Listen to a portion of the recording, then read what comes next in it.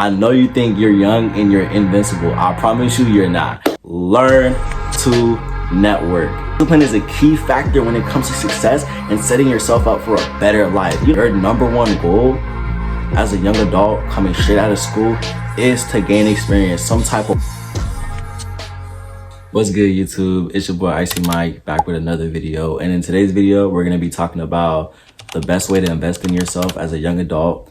And when I'm referring to young adult, I'm talking about the ages between 16 to about 28, 29, around those ages.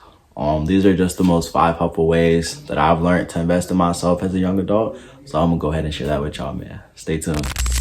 Now, the first most helpful tip into bettering yourself and investing in yourself as a young adult is to first gain experience.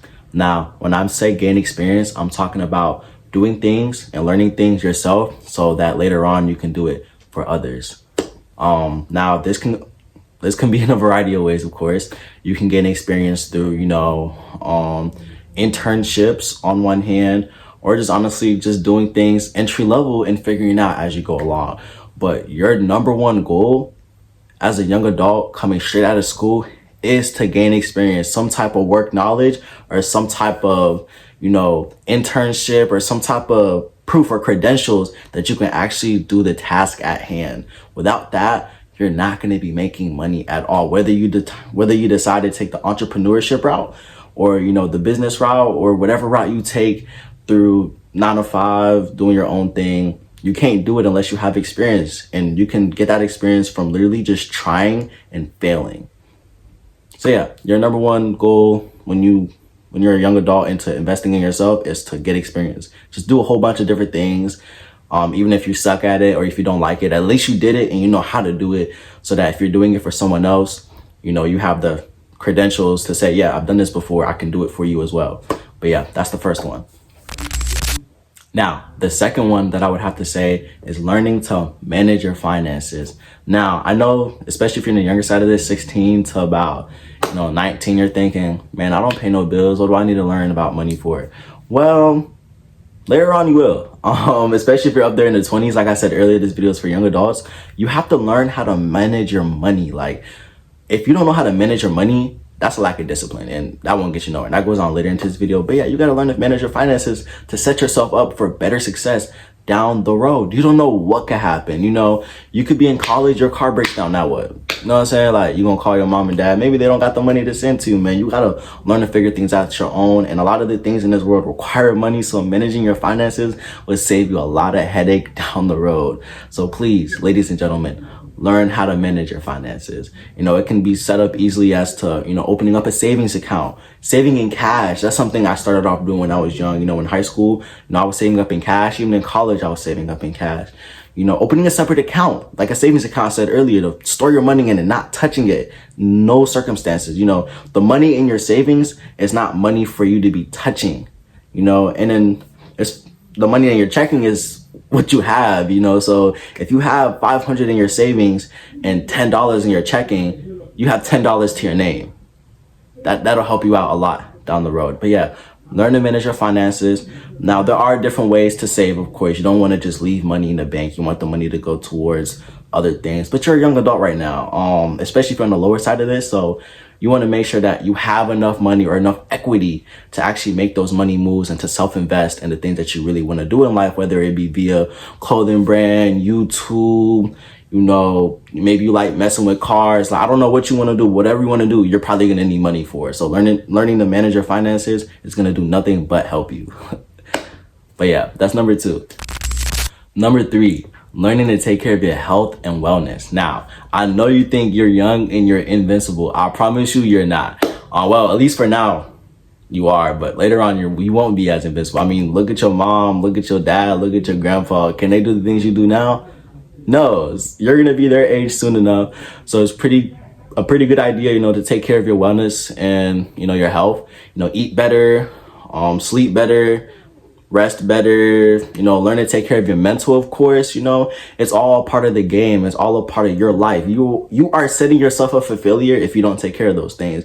But, you can easily take care of all those things, your health and fitness, just by going to the gym, eating better food, sleeping at least 8 hours a day. 8 to 10 is what I recommend. If you work long hours, maybe 6 to 8, but at least around that number, you want to be hitting the mark for the most part. You know, take care of it and take care of your mental health, whether it be via reading the Bible or reading books, however you want to do it. But take care of your health and wellness. And, you know, take a little R&R time.